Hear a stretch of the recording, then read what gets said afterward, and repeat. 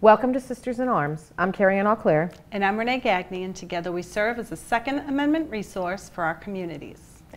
And this is the first show of our second episode. Yay. And today we have a special guest, Matt Jackson.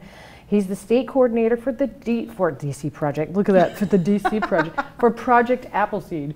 I got DC Project because we're going to DC. It's in my head. So welcome, Matt. Thank you for coming. Thank you for having me.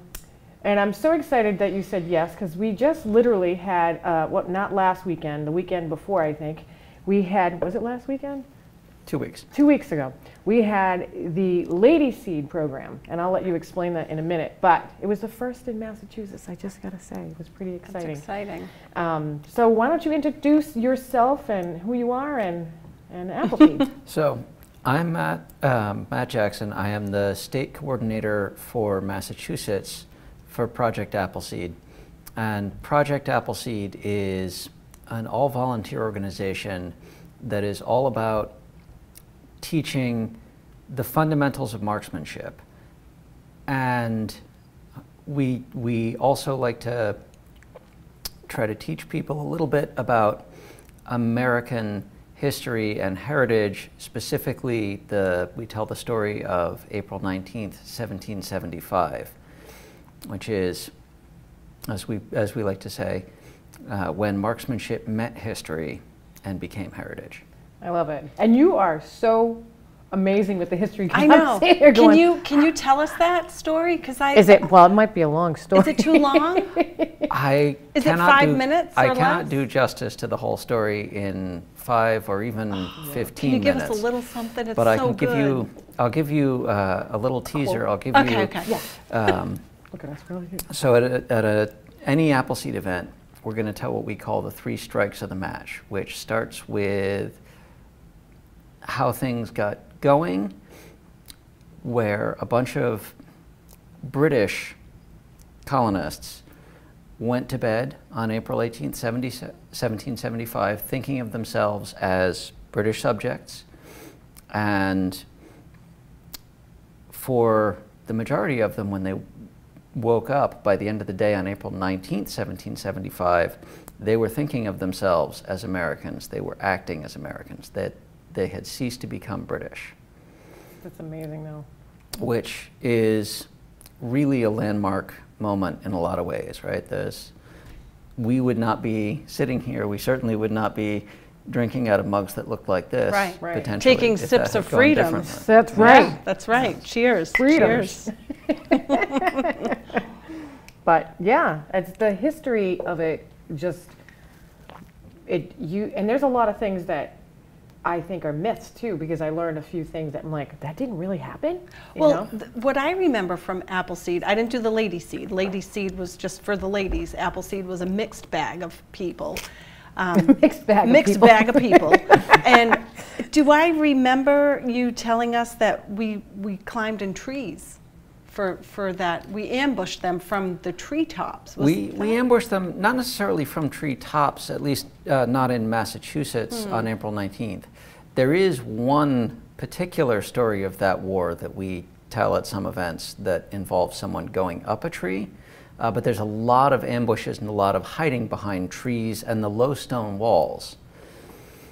Which some of them are probably still here today. Because their technique was just to march forward, and they didn't have any coverage, right?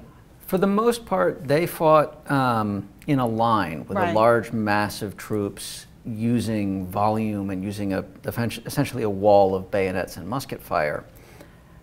And frankly, the colonists had tried that against the French and the Indians not that long previously, and found that it was very lacking as a strategy and had adapted.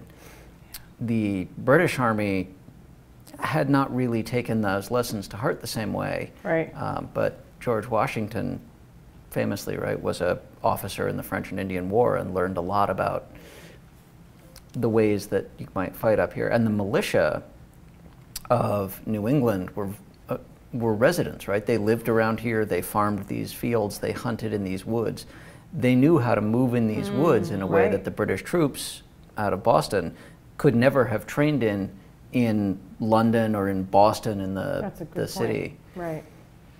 So Appleseed goes into the amazing history of it, which is incredible, and you do a phenomenal job at, because history can be boring, but you break it up into pieces. So, you know, we go out, we shoot, we learn, we come back, we have lunch, you tell us some more. It's really impressive, and I like how it's all combined. But so, can you kind of explain to some folks, because they might not know what marksmanship means, and we can talk about the whole aspects behind that. So there's the fundamental thing that we say with marksmanship is it's just hitting a target. With a rifle, we teach you all of the information that you need in the course of a weekend to allow you to hit a 4-minute of angle target, which is good enough with a modern rifle to hit a sizable, you know, like a 20-inch target, right? Not a tiny little soda bottle at 500 yards. Yeah, if you want to take one of these, this is my daughter's, Sure. and you can kind of. And this is the Appleseed qualification test, right? This is the thing that you shoot that is sort of the culmination of a 25-meter Appleseed, the all-in-one. But these are scaled. These are old D targets, like was being used in Army marksmanship drills as far back as World War I. And they've been scaled down. So this is what one would look like at 100 when we put it at 25. This is what one would look like at 200, 300, 400.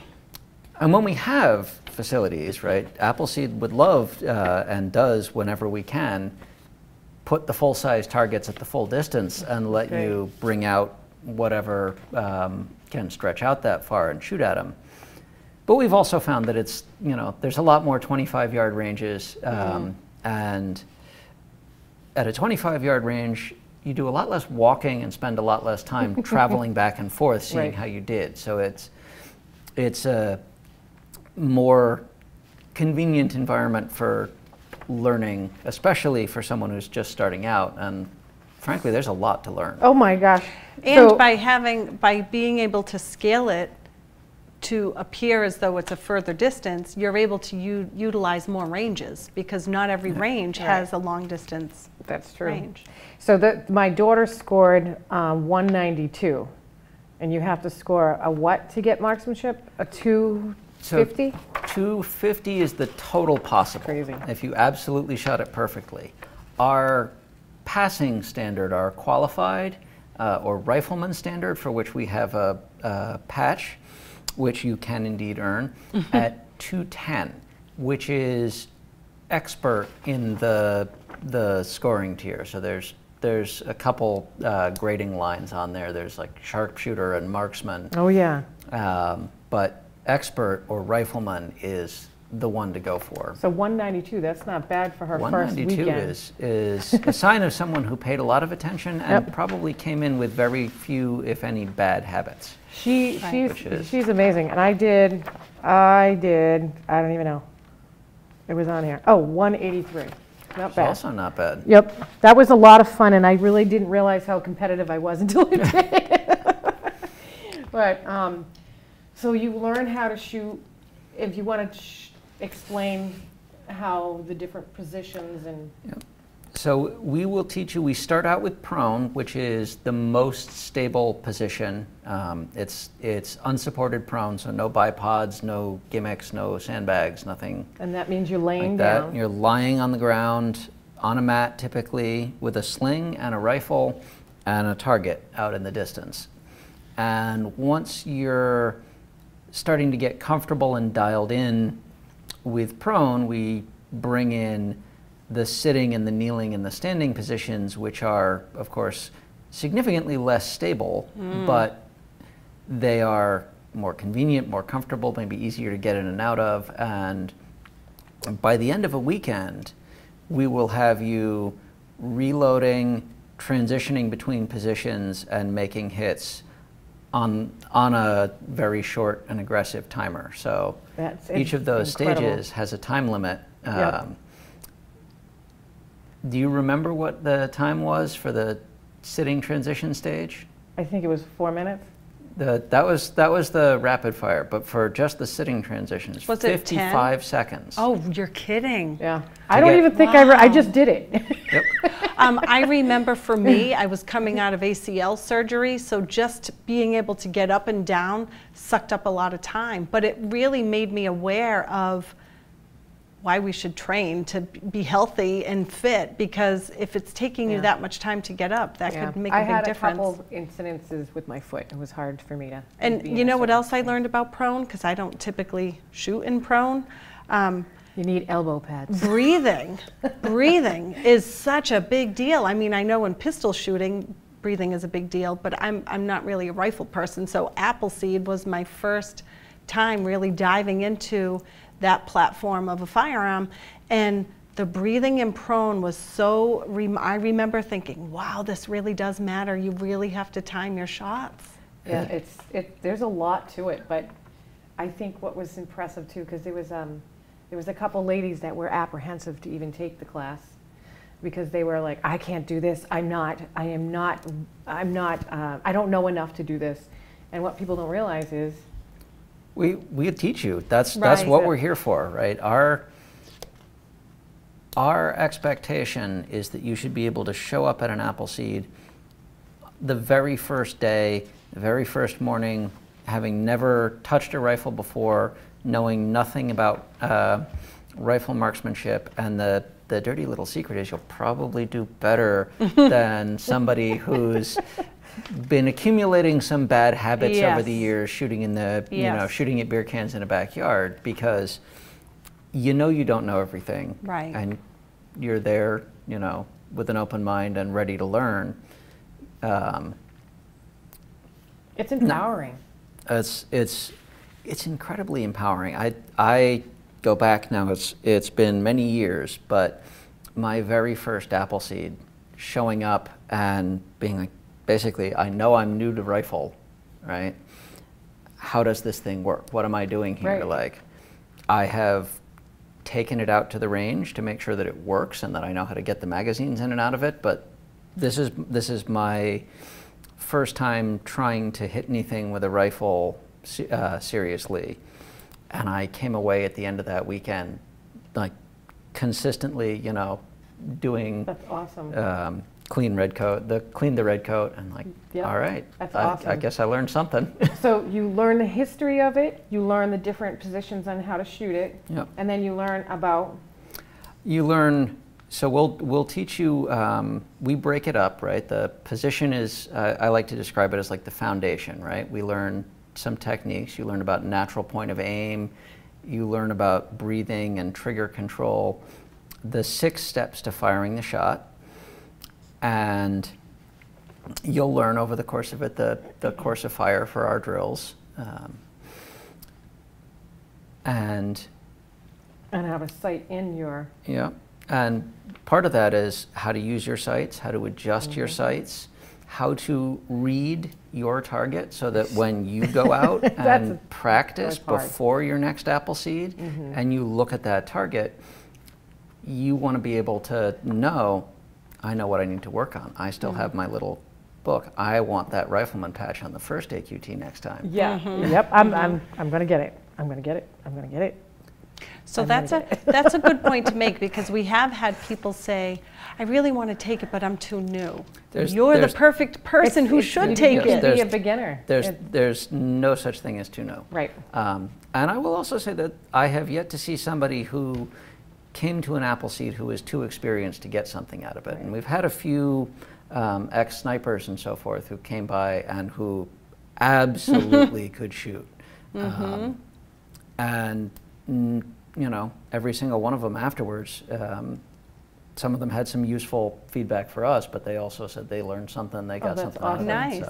Nice. It's super important. And I think another thing to mention too is, I mean, I had a bum foot that I'm really trying to get over, and you make it where if there is a individual that's having a hard time with something, you try to help them make accommodations to get through and trying to figure out how to accommodate for that particular, Absolutely. There is, there is a program within Appleseed. We call it Adaptive Appleseed. And the basic principle is that anyone should be able to do an Appleseed. Now, ideally, right, if you are in reasonable shape and have reasonable mobility, you can just go through it.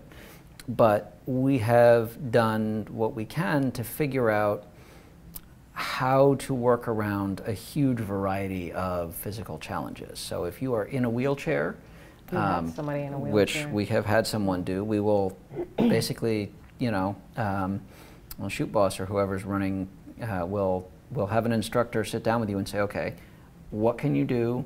What do you want to do? What works for you? Right. You want to sit on the grass and shoot and sitting instead of standing and prone? Go ahead. You want to, you know, you want to position the wheelchair up to the line. If we can get it there and it's not going to roll around, great. Whatever your limitations might interfere with your ability to do some of the basics, but we've come up with good enough handicaps that in most circumstances we can still figure out how to score a target and teach you most of those fundamentals. And so the lady seed that we did is basically the same thing, Appleseed. It's just all for ladies. Yep, it is. It is literally a 25-meter Appleseed clinic, the standard thing that we can do just about anywhere, with the slight tweak that it is just for ladies. That's awesome. Because we know that sometimes there are groups that feel more comfortable in that environment. Yep. We have, go on. We have discounts for a couple of groups. Yes. We have A Girl and a Gun and Armed Women of America both get a discount on any 33% discount on any 25-meter Appleseed event, not just awesome. Lady Seeds, because sometimes you want to bring your sons or your boyfriends or your husbands or all three, you know. We just did one for Armed Women of America, and we had 8 signed up, 6 showed. We had 2 ladies that were sick, so. But maybe next time, I think we can fill the class. I think a lot of people, I got a lot of feedback for some women that they didn't really quite understand what it was. So we're hoping that this show will help them understand the importance of educating yourself, having fun, and joining and being part of like Appleseed programs. And I know there's other programs out there as well, but Appleseed is so much fun. Is there a pistol seed? Yep. We don't call it Pistol Seed. Oh, there is a pistol clinic. It is the Appleseed Appleseed Pistol Clinic. Oh, so it's Appleseed not Pistol Seed. Other people call it Pistol Seed because we didn't have a name for it at first, and that's how these things work. So I'm trying to be good. Okay. Appleseed Pistol Clinic. Just as with the 25-meter rifle clinic, the Pistol Seed event is a fundamentals of marksmanship thing. So we're not gonna teach you how to draw with a holster. We're not from a holster. We're not going to teach you how to run around. And that's a different class. That's a whole different class. That's a different class. But we will. What I have seen in running those is that if you don't know how to shoot a pistol well, you will learn a lot, because we will again give you a very challenging target to get a 210 on. I want to take that. That sounds like so much fun. Yeah. But we have like about 5 minutes or so, a little bit. But we have a bunch of pictures from a couple weekends ago. Oh, that was me trying to get up. I was going to say, what position is that? I couldn't get it. I was trying to get that's the turtle position. Yep. And that was just me having a good old time. So there's a lot of great pictures. I have tons, and I'm going to add them into the YouTube program. Hopefully, that's Sue Diaz. She's one of our AWA leaders. I was impressed at how you taught us how to use the sling to stabilize the rifle. The sling is one of those things that everyone knows as a carrying strap for the rifle. Yes, that's what I thought it was. I didn't realize that you could stabilize. And it's so important to get nice elbow pads too, just saying. Oh, see, I raw dogged it. I showed up with nothing. I'm like, oh. Elbow pads can be nice, but elbow pads can also make you scooch around on your elbows. Yeah. So this is prone. Yeah. And even laying down, you have a certain way of laying down with your knee up. You learn so much. Yeah, it was just a great a great experience. And like I said, there was a couple ladies there that were really apprehensive, and at the end they were like, this was awesome. I was so empowering. Do you want to, by all means, if you want to comment on any of these pictures, by all means do so. I mean, the thing you can see immediately, right, is 25 meters doesn't sound like much. Right. But those are awfully small little targets when they are 25 meters away. It comes through in a way in pictures that, no, actually that little 1-inch shingle, that little red square on the red coat target that we shoot is extremely hard to see. And it's hard to keep still. That's one thing I noticed is like, oof, it's moving way too much. So we were all just sitting there. We were at the targets, I believe, weren't we? And you were showing us, how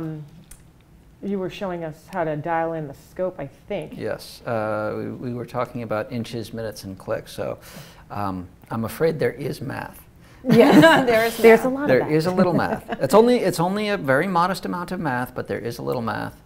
But mostly what we're going to teach you is how to breathe and how to relax and how to lie still, and how, while doing all of those things, to put 3 rounds in or around the same basic spot at whatever distance you need to. Right. It was just so much fun, and you were showing us how to stand at that one. I think, Kim, could you go back to that other one when we were standing? Do you want to explain a little bit on this?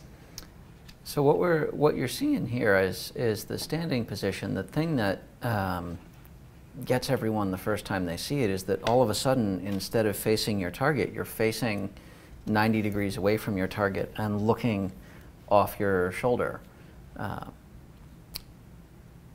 It's not the expected, right? Right. Very few people show up assuming they're going to stand like that. Yeah, you're right. So if you can explain, because I think this would be a perfect opportunity for not only for you to explain who's in the picture, but the different colored hats too. Absolutely. So we have here a picture of Kerrie with all of the volunteers we had with us that day, and it happens that we have the full range of hat colors, which is, we start out an orange hat as an instructor in training, which is somebody who shot a rifleman score at an Appleseed, come back to at least one additional Appleseed, and said, yes, I want to be part of it, I want to help this program, and is now working through going from learning how to shoot to learning how to teach, which is a minimum of about 5 weekends as you progress through. Okay, first up, here's how to keep the line safe. Here's how to call the line and just run through basic drills. Here are all the things you need to cover to explain each of the components of marksmanship. Here's all the things you need to know to be able to organize drills, and here's the feedback, right? Here's how you coach. Here's how you work on this skill or that skill. So that was Sean. So that's Sean you see in an orange hat, and you can also see another one on Lesky over there on the side. Lesky! And the other thing that you're doing with an orange hat is you're learning how to tell the history. Oh, right. So we don't just say, congratulations on becoming an Appleseed instructor. Now you tell us about April 19th. We work with you, we teach you, right? We help you get the hang of telling it as a story. We help you get the hang of remembering most of the names, and frankly, people are people, right? So there'll always be some other instructors around you can say, what was that guy's name? Yeah, because you guys were doing it with each other that day. Yeah. That was great. And so that was Sean, and then you got Lesky. So then once you've completed the instructor in training cycle and you've passed a series of progress checks, basically a series of tests, you get a red hat, which is sort of full instructor status, right? The backbone of Appleseed is the red hat instructor in a lot of ways. That's Patrick, and that's the hat that I'm wearing today. And then the other two kinds of hats that we see here. So Judy's got a blue hat, which is someone volunteering in a non-instruction capacity. Ah, gotcha. There's a lot of work that it takes to put on an Appleseed. Yeah, it does. And instructors are always needed, always in short supply, but it turns out that there's also a lot of other stuff that needs to happen. And so there's a lot of things that you can do to help, even if you have not yet shot a rifleman score, right? Yeah, there's a lot to it. And then the green hat. And the green hat, which I am wearing in there, is the shoot boss, which is... That's a cool name. A shoot boss. It is. It's a very cool name. Unfortunately, what it mostly comes with is extra paperwork. As most cool titles along the way, you get it. A lot and of you're like, wait, why did I do this administration again? Collecting waivers, keeping track of funds, making sure that emails go out beforehand. You know, reminder like bring. So you're in charge. You are absolutely in charge. The buck stops with you, and all the paperwork gets handed into you at the end of the weekend, and you have to make sure it makes it to the right places. Everyone else goes home, and you still have duties. Yep. So we got 2 minutes, but do you have any other questions? No, I am a huge fan of Appleseed. I am living proof that you can have disabilities. I mean, that ACL surgery for me was huge, and there were certain positions I couldn't get into, but the instructors helped me, and it was awesome. Right. And so to hear the rest of the history, you're going to have to take the class. That's it. That's it. And to learn how to do all these fun things, take the class because it's definitely worth it. Do you want to plug in anything that we haven't covered? I'll throw in two plugs, Ron. One is the appleseedinfo.org website has all of our currently scheduled events. There is almost certainly one near you. And if there isn't, whatever state you're in, the state initials at appleseedinfo.org will get you in touch with me or my equivalent in whatever state.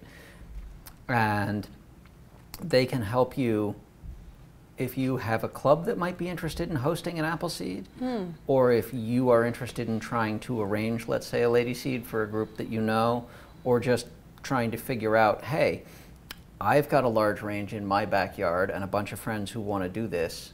Let's do it. Would you be willing to come there and do that? They will talk you through what it means, that we will meet with ranges and help clubs get started. That's awesome. So. And you had another one? You had another plug? That's the second plug is what we call 7-stepping. 6 steps to firing the shot. The 7th step is tell your friends. Tell other people, spread the word. And I know we're running out of time, but there was a really good quote that you said at the very end, and I thought it was really profound. Can you say it real quick? The story is not too quick, but the quote is from a man named Levi Preston, who was explaining to an interviewer many years later why they had gone and faced redcoat muskets and bayonets. He says to the interviewer, "Young man, what we meant in going for those redcoats was this. We had always governed ourselves, and we always meant to. Those redcoats didn't mean that we should." I love it. I love that. But oh my God, thank you for coming. This was really great. This is the first episode of our second season. And the first episode, we actually went over time. Yeah. But thanks for joining. Stay safe, Stay be vigilant. Keep vigilant. Thank you. If you have any questions at all, sistersinarms2022@gmail.com. Thanks for joining.